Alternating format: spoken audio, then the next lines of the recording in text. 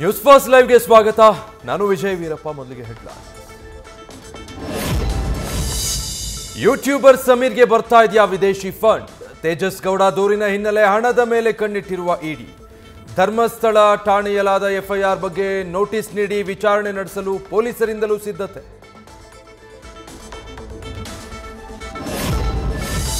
ತನ್ನ ವಿಡಿಯೋದಲ್ಲಿ ಹಲವು ವಿಚಾರಗಳ ಬಗ್ಗೆ ಉಲ್ಲೇಖ. ತನಿಖೆಗೆ ಬರುವಾಗ ಎಲ್ಲಾ ಸಾಕ್ಷ್ಯಗಳನ್ನು ತರುವಂತೆ ಸೂಚಿಸುವ ಪೊಲೀಸರು. ಸಮೀರ್ ವಿಚಾರಣೆಗೆ ಪ್ರಶ್ನಾಪಟ್ಟಿ ಸಿದ್ಧಪಡಿಸಿಕೊಳ್ತಾ ಇರುವ ಅಧಿಕಾರಿಗಳು.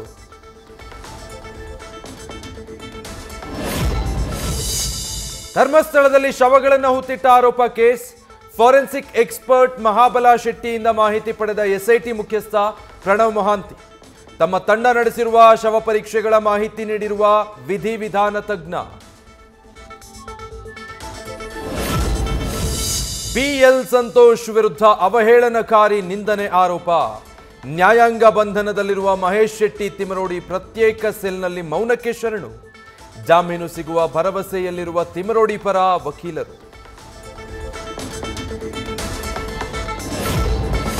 ಧರ್ಮಸ್ಥಳದಲ್ಲಿ on spot post mortem process ಬಗ್ಗೆ ಮಾಹಿತಿ ಕಲೆ.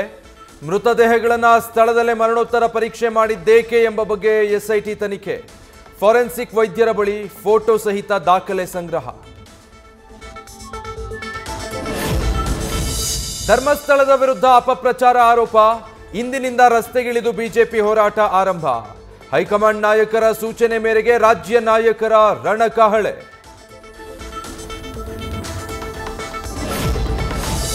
ಬೆಳ್ಳಂಬೆಳಗ್ಗೆ ವೀರೇಂದ್ರ ಪಪ್ಪಿ ಮನೆ ಮೇಲೆ ಇಡಿ ದಾಳಿ.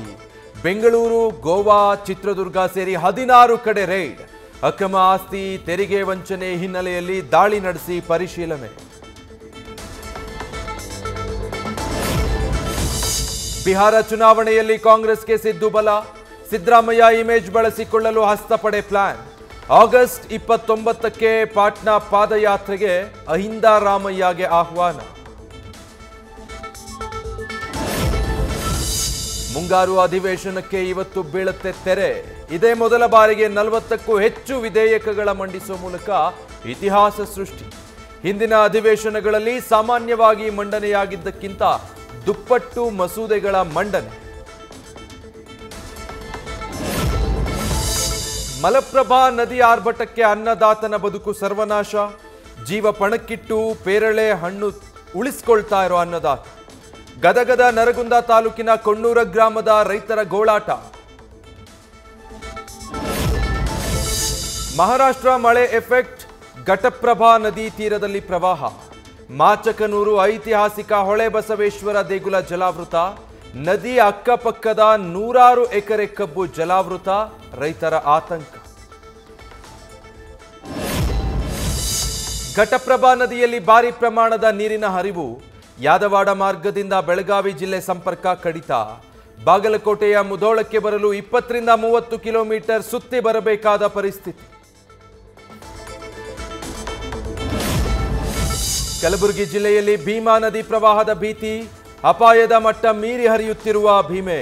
ಅಫ್ಜಲ್ಪುರ, ಜೇವರ್ಗಿ ಹಾಗೂ ಚಿತ್ತಾಪುರದಲ್ಲಿ ಪ್ರವಾಹದ ಆತಂಕ. ಹೇಳೋಕೆ ಅನುದಾನಿತ ಶಾಲೆ, ಸವಲತ್ತು ಮಾತ್ರ ಮರೀಚಿಕೆ. ಬೊಮ್ಮನಹಳ್ಳಿ ಕ್ಷೇತ್ರದಲ್ಲಿರೋ ಚೆನ್ನಕೇಶವ ಹಿರಿಯ ಪ್ರಾಥಮಿಕ ಶಾಲೆ ದಾರಿಯಾಗಿದೆ ಕೆಸರುಗದ್ದೆ. ಮೊಟ್ಟೆ ಬಾಳೆಹಣ್ಣು ಬೇಡ, ರಸ್ತೆ ಸರಿಪಡಿಸಿ ಅಂತ ವಿದ್ಯಾರ್ಥಿಗಳ ಆಗ್ರಹ.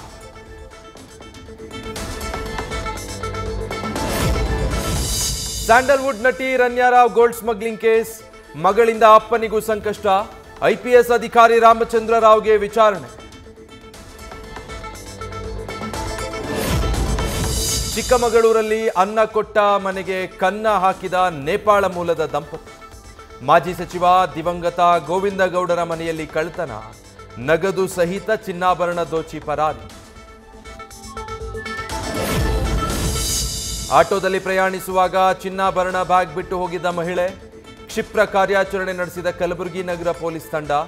ರತ್ನಬಾಯಿ ಎಂಬಾಕೆಗೆ 4 ಲಕ್ಷ ಮೌಲ್ಯದ ಒಡವೆ ಹಿಂದಿರುಗಿಸಿದ ಪೊಲೀಸರು.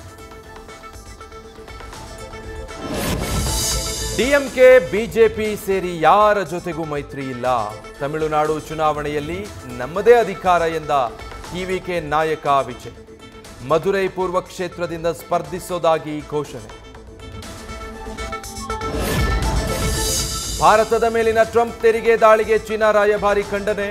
50% ತೆರಿಗೆ ಹೇರಿದ್ದರ ವಿರುದ್ಧ ಭಾರತಕ್ಕೆ ನಮ್ಮ ಬೆಂಬಲ.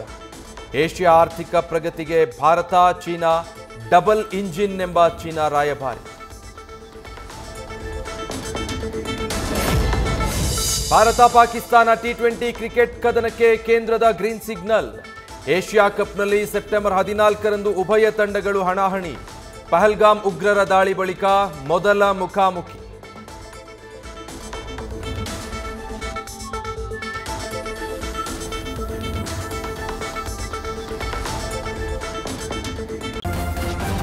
ನ್ಯೂಸ್ ಫಸ್ಟ್ ನಿರ್ಭೀತಿಯಿಂದ ನಿಮ್ಮ ಪರವಾಗಿ.